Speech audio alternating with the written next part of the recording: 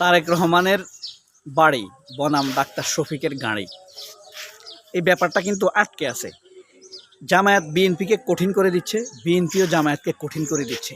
তবে শেষ পর্যন্ত কৃতিত্বটা পাচ্ছে ডাক্তার শফিক। এই কৃতিত্ব পুরা জামাতও এক হিসাবে পায় না, এটা শফিকের ব্যক্তিগত কৃতিত্ব বলা যায়, কারণ এটা দলীয় এজেন্ডা ছিল বলে আমার মনে হয় না। শফিক কিন্তু জুলাই মাসে ঘোষণা দিছে যে ক্ষমতায় গেলেও তারা গাড়ি নিবে না, শুল্কমুক্ত গাড়ি নিবে না। মানে কি, যে যত খুশি তত এমপিরা যে বিদেশ থেকে গাড়ি আনে, এটা দেশের রাষ্ট্রের বিশাল লস। এই লস তারা করবে না। কিন্তু চমৎকার একটা ঘোষণা, বাংলাদেশের 300 এমপি যদি এই সেভ করে, তাহলে একটা এমপি যদি 4টা করে গাড়ি আনে, 1200 গাড়ি, এক একটা গাড়িতে 4 কোটি টাকা লস, 4400 কোটি টাকা লস, বিশাল ব্যাপার। এরকম 4 বছর যদি করে, তাহলে একটা পদ্মা সেতু। তাহলে এখানেই ডাক্তার শফিকের ক্যারিশমা। শফিক নেতা হিসাবে আমার প্রিয় না, কিন্তু তার এই সিদ্ধান্তের আমি খুব প্রশংসা করি। এবং আপনারা খেয়াল করেছেন কিনা, তারেক রহমান প্রধানমন্ত্রী হওয়ার পর এখন সে গাড়ি নিচ্ছে না, দেখানোর জন্য হোক, যে কারণে হোক, ডাক্তার শফিকের ওই জিনিসটা ফলো করতে সে বাধ্য হয়েছে। কারণ মানুষ তো ভাববে যে শফিক এই ঘোষণা দিছে, তারেক রহমান তো এমন কিছু করতে পারে নাই। করাপশন হবে, তারেক রহমান মন্ত্রী পরিষদে করাপশন হওয়াটা নিশ্চিত। কারণ এখানে ট্রেন্ড নৈতিকভাবে খুব উচ্চাকি বা রুজ্জু ধরে রাখা লোকের সংখ্যা কম, দুর্নীতি হওয়াটা খুব স্বাভাবিক।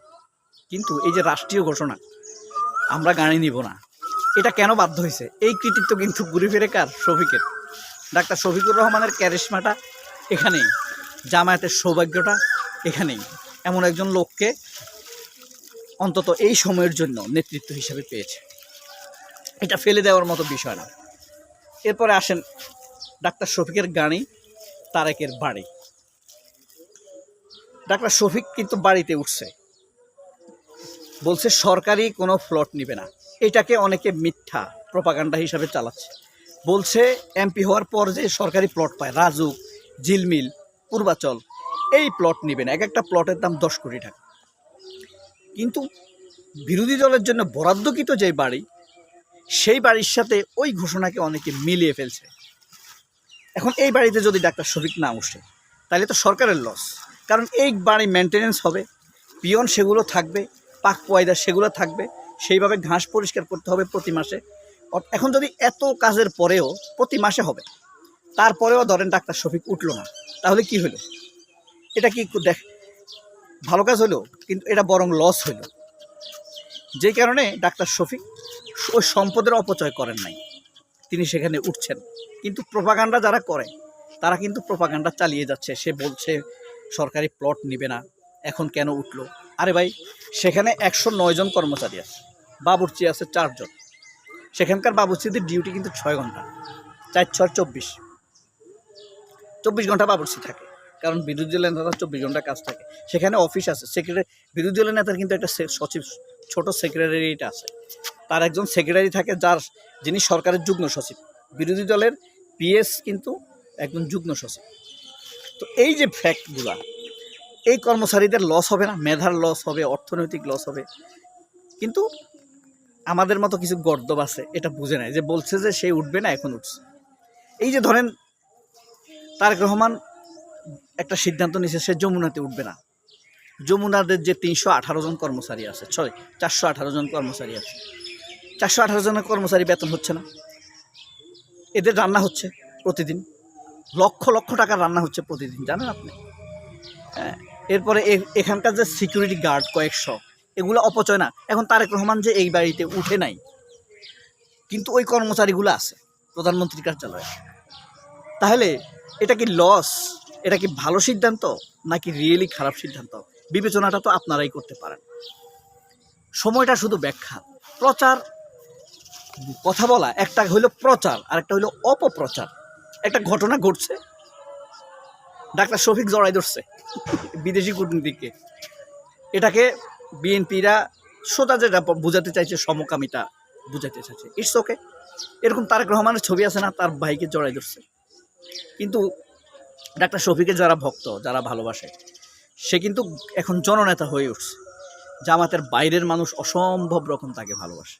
সে এখন জামাতের নেতা না, সে এখন আমাদের মতো সাধারণ মানুষদের নেতা হয়ে উঠছে। আপনি বুঝেন, একটা লোককে যদি শুধু জামাতের লোক ভোট দিত তাহলে সে এমপি হইতো না, তাই না, ঢাকার মতো জায়গায়।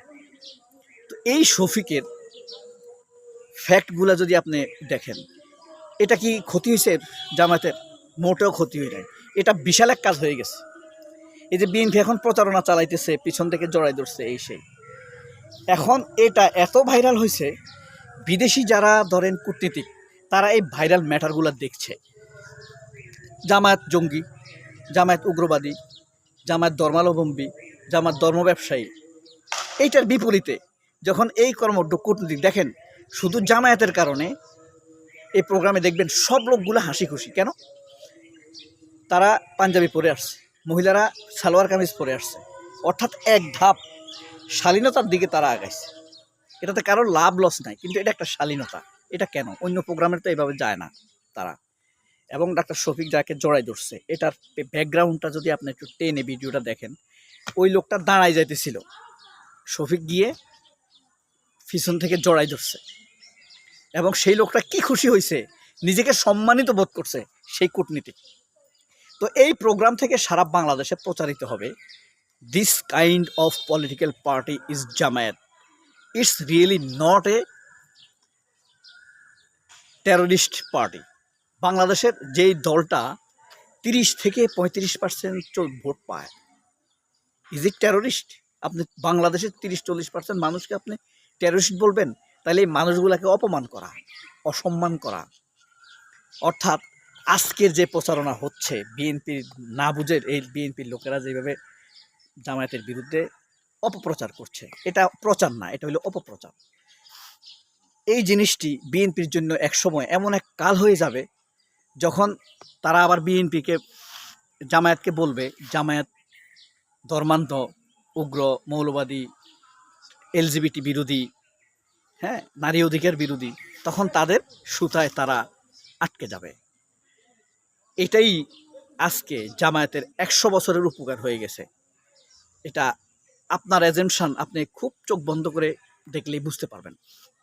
সুতরাং অনেকেই বলছে এই প্রোপাগান্ডা, কোনটা যে কোনটা আপনার উপরওয়ালা আপনার উপকার করে দেয় আপনি বুঝতেই পারবেন না। আপনার শত্রুর দ্বারা আপনার উপকার করে দিবে। বিএনপি জামায়াত একসময় পলিটিক্যাল এলাই থাকলেও আজকাল এসে কিন্তু তারা প্রতিদ্বন্দ্বী। সুতরাং একজন একজনের বিরুদ্ধে বলবেই। সময়টা এমন আসতে পারে এক সময়, মানে পতিত পলাতক খুনি আওয়ামী লীগের সাথে বিএনপির একসময় জোট হবে, এখানে কোনো সন্দেহ নেই। সেদিন কোনো কিছুই ঠেকাতে পারবে না এই জামায়াতকে। সবাই অনেক ভালো থাকবেন। আল্লাহ হাফেজ, আসসালামু আলাইকুম। তুমচরের বিখ্যাত কি মাদ্রাসা শুনুন, এটা যেখানে লক্ষ লক্ষ আলেম ওলামার মানে ধুলাবালি আছে এই মাঠে, এই ময়দানে। দুর্দান্ত, গৌরবান্বিত বোধ করছি আমি আজকের বিকেলকে, যে এরকম একটি জায়গা, একরকম পবিত্র জায়গা বলা যায়, যেখানে জ্ঞানের চর্চা হয়, মানুষের উপকারের চর্চা হয়, দিনের চর্চা হয়, রাসূলের ভালোবাসার কথা উচ্চারিত হয়। সেই তুমচর মাদ্রাসা থেকে সবাইকে শুভেচ্ছা। আল্লাহ হাফেজ, আসসালামু আলাইকুম।